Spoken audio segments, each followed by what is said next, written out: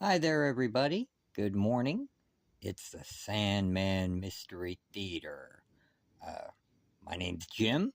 Just want to say hi and wish everybody, first of all, a Merry Christmas. Everybody who subscribed, I really appreciate it. And all I'm doing today is a quick video of some stuff that came in from my personal collection over the last few days here. And then, hopefully you'll watch it and we get to do some neat stuff. First off, from the Eagle Moss collection out of the UK is this awesome pewter painted, hand-painted figure of the Spectre. They come in a set. If you know anything about Eagle Moss, cool. If not, I will do a video about Eagle Moss and their collections, because they not only did figures with little books, but they also did big hardback collections. But as you can see, it's very detailed there, well painted, and it does come with this 16-page booklet giving you a history of the Spectre. And I'll do that. See? Very cool. Very cool. And it's got all the art in here. His first appearance, you got the Alex Ross and Glenn Fabray stuff. You got classic Jim Aparo. Everybody who's ever worked on the Spectre, it looks like. Here it looks like Mandrake, Tom Mandrake. Just good stuff, gives you an overall history, really fun. Spectre's one of my all-time favorite characters, being that he is the wrath and judgment of the Lord. Next up is a fanzine they did in the 70s called The Comic Reader. And the big spotlight in this was the return of the Spectre back in 1973 in Adventure Comics. And those stories were written by Max Fleischer, art by Jim Aparo. You may remember those at the time were considered very controversial because Spectre was very eye for an eye, you know. This cover is actually done by Murphy Anderson. If you're not familiar with Murphy Anderson, he is the one who drew the original Spectre back in Showcase Comics back in the Silver Age when he first came back, and then in his own series, plus Neil Adams and a couple of other guys. And here we've got a beautiful picture of him. Looks like he's judging, and then the Star of David behind him. I just thought that was incredible. Okay. And then here's a one with Golden Age Green Lantern and Solomon Grundy. Love me some Alan Scott here, so that's really cool. This it is an actual reprint of Dollman Quarterly, issue number 5. I did not pay half-price books. There's not even a half-price books out here in California. And it's black and white reprints. I think I paid like maybe $5 for this. And they do a whole bunch of stuff. Look at that. Daredevil Battles Hitler, the iconic cover. Just a bunch of the old Golden Age books. If I can track them down cheap, I will get them. But yeah, this is just good stuff. Those of you who know me know I love me the Golden Age reprint, so I was really happy to get that. Now, this next stack of books here, I got dirt cheap. Nightmaster one-shot, Monsters of Rock, and look at that, right there. Bernie Wrightson cover. This is from January of 2011. Beautiful. Nightmaster first also appeared back in the 60s, the Silver Age, in Showcase Comics. Then he became part of the Shadow Pact run, and this is a one-shot for him. So I was really happy to get this really cheap. And then some JSAs I needed to fill my run. These are Alex Ross covers. Just beautiful, beautiful covers here.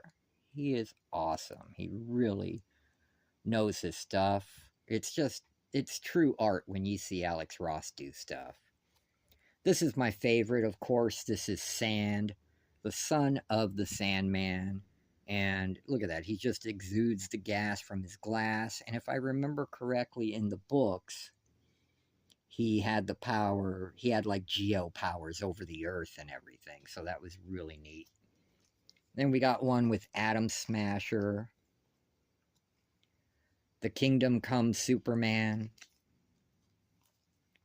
Number 12 is the first appearance of the new Amazing Man. For you comic geeks out there, you may remember Amazing Man first appeared in All-Star Squadron, which, you know, I completed that run. And then this is them revitalizing him here. So that was really cool. And then the modern day Superman, or the current Superman, meeting the Kingdom Come Superman. Beautiful cover. Beautiful cover. This is very reminiscent of the 70s JLA covers, and that's a great homage. I love it. And then this is one of my favorite books with one of my favorite characters. DC Comics presents Superman and Starman. This Starman is not like, he's not related to the Knight family from the JSA in any way. Excuse me.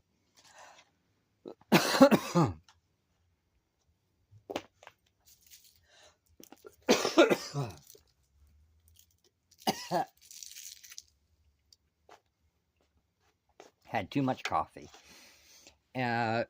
He's actually an alien prince, Prince Gavin. His first appearance was by Len Wein and Steve Ditko in Adventure Comics 467, which I do have. I'm trying to complete that run of all his appearances. Back then, his costume was red and yellow. Here it's blue, and I really dig that. You could say this is DC's version of Captain Marvel. Okay, quantum bands and all that really cool stuff.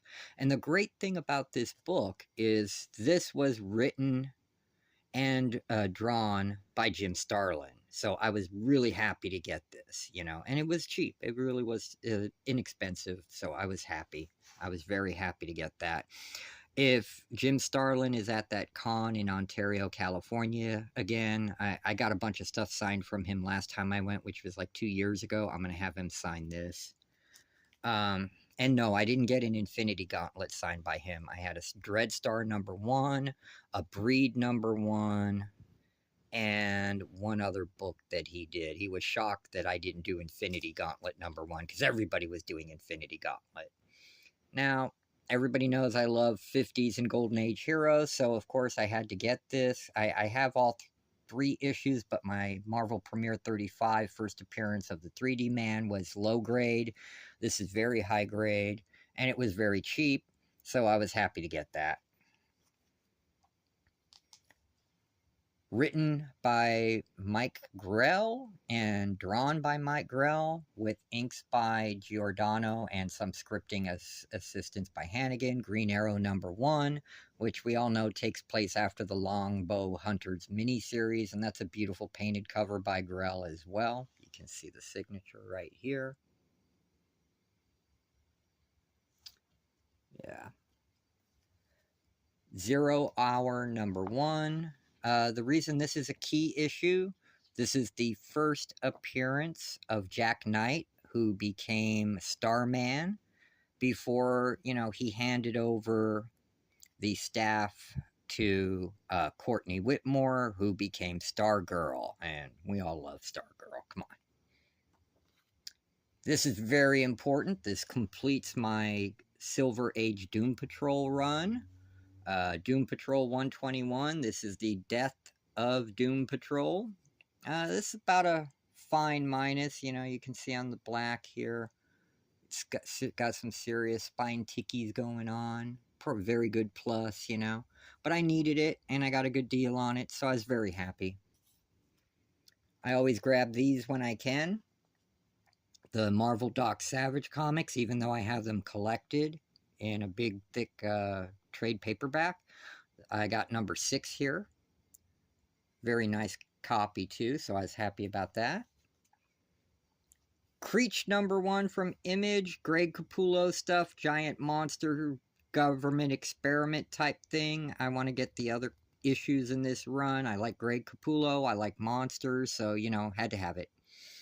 All right.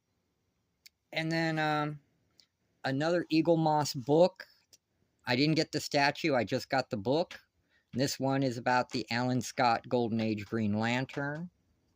Very cool stuff, you know. Talks about him with the JSA. This was like $4 for just the book. This with the statue, it would have been a lot more. You know, how he became the Sentinel. And then they just brought him back to the regular Green Lantern, which he is. That is a gorgeous Solomon Grundy right there, man. Just the artwork, the line work, awesome stuff. All right, next we're getting into pulp stuff. And one thing I'm very happy to have is this right here. This is a coverless. It has the back cover, but the front cover is missing. I got this for about $10. This is an actual shadow pulp from 1940, as you can see right there. June 15th, 1940. It's number 2 of volume 34. So I was very happy to get this. Look at that artwork, man. I was bidding on this at mycomicshop.com. And I actually won it. I didn't think I'd win it with a $10 bid, you know, but I did. Look at that art, man. That line work is just great. And there he goes, guns a-blazing, man. Just very, very cool, and happy to have that for just $10. Because if you know anything about the original Shadow pulps, even one like this will sell for about $25 to $45. And the ones with the cover that are in decent shape, you're lucky if you find them for $60 to $150, depending on how good the cover is, you know, and the condition. They're very, very hard to get. The Shadow, the Doc Savage pulps, the Spider pulps, Black Bat Mysteries, all those are very sought after by collectors. The sci-fi stuff, as long as it doesn't have Robert E. Howard or H.P. Lovecraft in it, stories, you can get those pretty cheap. You can find very high-grade pulps without those guys in them for like $10-15. If they have those in there, forget it. You're looking at hundreds, you know, and if it's graded, thousands. Now, this next stuff is awesome, awesome stuff that came from a company called Moonstone Books. And Moonstone specializes in pulp characters, as well as a couple of movie properties and public domain Golden Age superheroes. Okay, like here, this is the original Swamp Thing, The Heap, and it's a beautiful black and white sketch variant cover they did. The Heap, if you don't know him, was in the back of the Swamp Thing books. Very, very cool. And here we've got a Virgin variant of Vixens. Okay, we got Valkyrie. Forget her name. I don't even know who that is. But that's just beautiful art, and it's GGA, so people will like that. This is a twist on the Black Terror called Blackest Terror. And I love it, man. The Black Terror just kicking butt against KKK. All right, do it, man. You know, anytime it's superheroes beating up Nazis or KKK or people we know are truly evil and bad and refuse to redeem themselves, I just love seeing them get what's coming to them, you know? Goes back to the Spectre and the Shadow with me, I guess. Okay. Now comes some of their pulps. Okay. They got a whole series of Kolchak going, which I love the TV show. I've got all the seasons of it and all the movies. This is Kolchak the Night Stalker, the Mothman Requiem.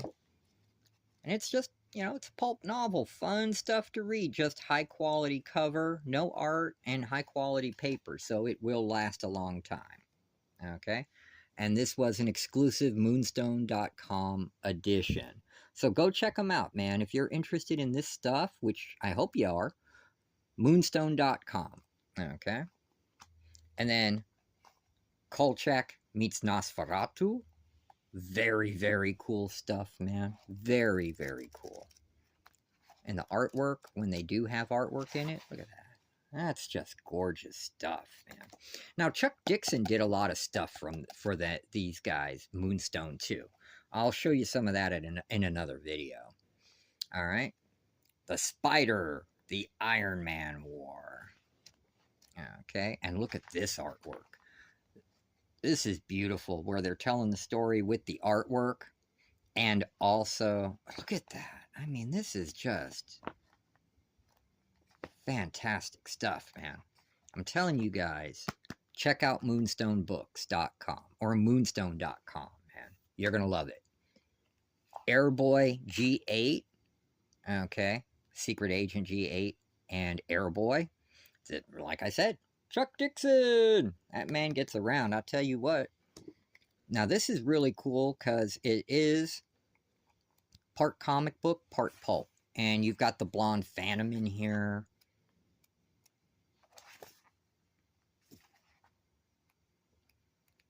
See, here's the comic book in black and white. Just awesome, awesome stuff.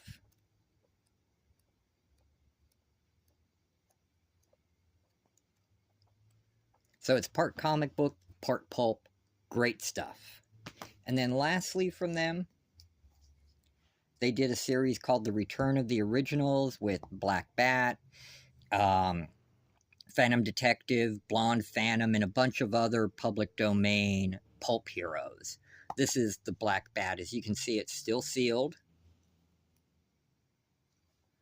I haven't even opened it to read it. This is an exclusive hardcover edition collection of them that collects the comic book, which had very limited print run, and I only found 2 issues of it.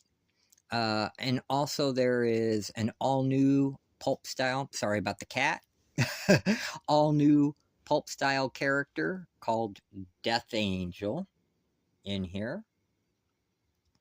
But I'm excited to go through this and read it. Love the look of the Black Bat there. Very cool stuff. Look at that. And that's it. Thanks a lot for watching my video. I really appreciate all the likes. Hit that thumbs up button.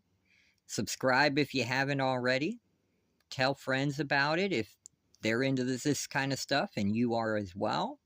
And leave comments below, okay? I will do my best to respond to everything.